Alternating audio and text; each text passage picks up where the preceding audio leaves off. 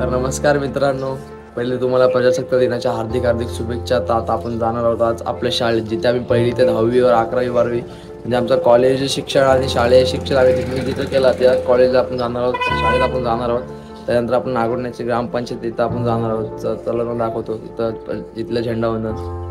तर मित्रांनो बघू शकता सकाळचे वाजले 7 आणि किती सुंदर असं वातावरण आपल्या इथं तयार झालेलं आहे. बघू शकता मागच्या व्हिडिओमध्ये आपण बघितला देवीचे जो ब्लॉग बनवला तिकडे आपण बघू शकता की हा रस्ता जातो या बाजूचा देवीकडे आपल्या, आणि ह्या बाजूचा जो रस्ता आहे तो जातो आपल्या शाळेकडे. म्हणजे माझी जी शाळा आहे तिकडे जाण्यासाठीचा हा मार्ग आहे आणि आपल्या पाठीमागच्या बाजूला आपण देवीकडे जाऊ शकतो. तर आपण मित्रांनो शाळेवर तर पोहोचलेलो आहे.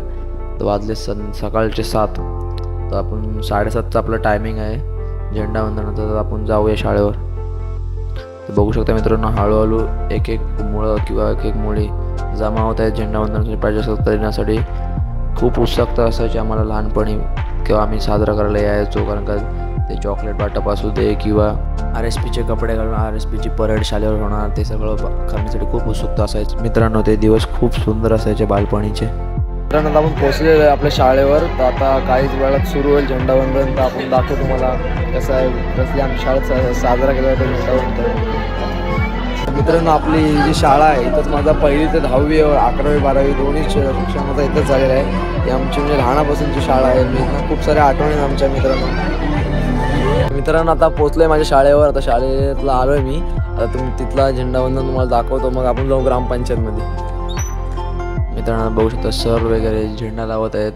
म्हणजे आम्ही जेव्हा शाळेत शिकत होतो मित्रांनो, तेव्हा आम्ही म्हणजे आमच्यातल्या वर्गातल्या एखाद्या पोराला सरवरती पायपावर चढवायचे आणि मग ती रश्शीने झेंडावरती लावायचो. हे अशी म्हणजे हे सगळ्या आठवणी मित्रांनो खूप सुंदर आहेत, ज्या बालपणी आपण जगलो आहे. मित्रांनो बघू शकता आता हे रश्शीवरती लावतात झेंडा, पण आम्ही जेव्हा लहान होतो तेव्हा आमच्यातल्या एखाद्या मुलावरती चढवून मग झेंडा लावती.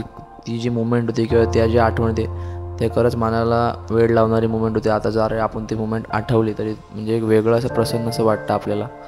तर मी म्हणू शकता आता झेंडावंदन सुरूच होणार आहे. सगळे लोक जमले लाईनशीर, पोरांना शाळेतल्या पोरांना उभं केलेलं आहे, शिक्षक वगैरे उभे आहेत.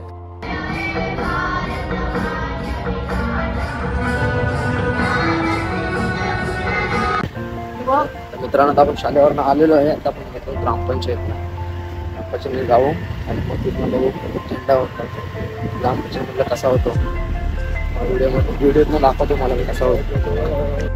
मित्रांनो प्रजासत्ताक दिनाच्या निमित्तानं सगळं प्रत्येक गावात ग्रामपंचायतीजवळ झेंडावंदन होतं. आपल्यासुद्धा गावात होतच असेल तसंच आपण इथं सुद्धा होतं, पण आपण यायच्या आधीच इथलं सगळं आवरलं होतं म्हणजे झेंडावंदन झालं होतं.